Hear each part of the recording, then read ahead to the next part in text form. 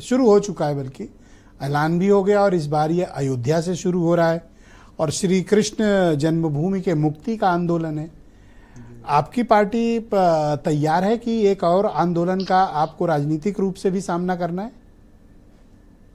नहीं, हमारी पार्टी तो हमेशा इस बात के लिए तैयार रहती है कि इस देश में आंदोलन हो, लेकिन जो लोग इस तरह के सांस्कृतिक आंदोलन की बात कर रहे हैं, ये वही लोग हैं, ये उन्हीं की परंपरा है जो अपने सांस्कृतिक आंदोलन में और सांस्कृतिक राष्ट्रवाद में ये रामचरितमानस के उस चौपाई को बल देते हैं कि ढोल गवार शूद्र पशुनारी सकड़ ताड़ना के अधिकारी।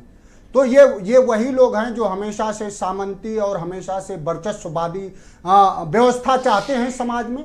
इस देश में प्लेसेस ऑफ वर्शिप एक्ट बना है 1993 का, उसके अनुसार उसके सेक्शन 4 में निर्धारित किया गया था कि राम मंदिर को छोड़ के कहीं भी देश में इस तरह की किसी भी अपील को स्वीकार नहीं करा जाएगा। और इस देश के सर्वोच्च न्यायालय ने इधर बीच ये कहा है कि इस तरह के कहीं भी कोई फैसले नहीं आएंगे।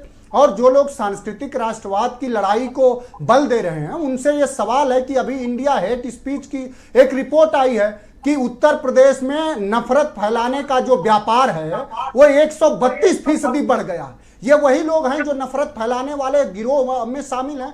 उनसे ये मैं जानना चाहूंगा, उत्तर प्रदेश का नौजवान, किसान, गरीब तबके से निकला हुआ हर समूह ये जानना चाह रहा है कि उत्तर प्रदेश के नौजवानों को रोजगार मिले, इसका आंदोलन कब चलाएंगे?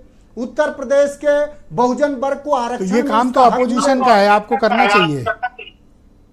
काम तो लगातार पीडीए के अवधारणा के तहत किया जा रहा है ना, लगातार ये काम हो रहा है। यही तो ये सांस्कृतिक राष्ट्रवाद की जो लोग बात करते हैं, असल में आज चूंकि ये पूज्य संत रविदास की जयंती भी है और उन्होंने कहा था कि बाभन न पूजिए जो हो गुणहीना, पूजिए चरण चंडाल को जो हो गुण प्रवीणा।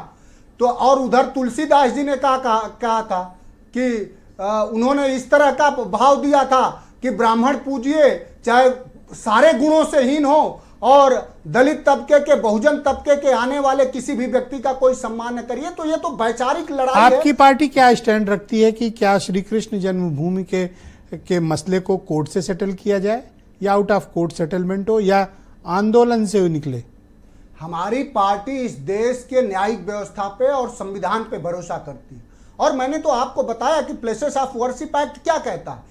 क्योंकि जो लोग इस देश को लीला पुरुषोत्तम भगवान कृष्ण तो द्वापर से हैं और भारतीय जनता पार्टी तो 1980 में बनी हुई है। तो कोई भारतीय जनता पार्टी से लीला पुरुषोत्तम भगवान कृष्ण का अस्तित्व तो नहीं है। मैं खत्म कर रहा हूं। ये लोग भगवान के नाम पर जो कुंभ में जो अपने मरे हुए लोगों के लाश को नहीं स्वीकार सकते, जिनको अभी तक 30 बता रहे हैं, जो 50 करोड़ तो गिन पा रहे हैं लेकिन 50 लाशें नहीं गिन पाए, जो एक जीवंत समाज में मरे हुए लोगों के जहां लाशें, दूसरे राउंड में आपके बाकी विचारों को सम्मिलित करेंगे। आपका बहुत शुक्रिया, छिड़काव करा हमारे साथ कृपया बने रहिए। मैं खत्म कर रहा हूं। धन्यवाद सर। आप ये उम्मीद कर रहे हैं कि वो कृष्ण को न्याय दिलाएंगे? Thank you sir. आप तो कृष्ण को खा मोर देन 4 मिनट सर। धन्यवाद सर, बहुत शुक्रिया, चंदे को आपका बहुत बहुत धन्यवाद। कृपया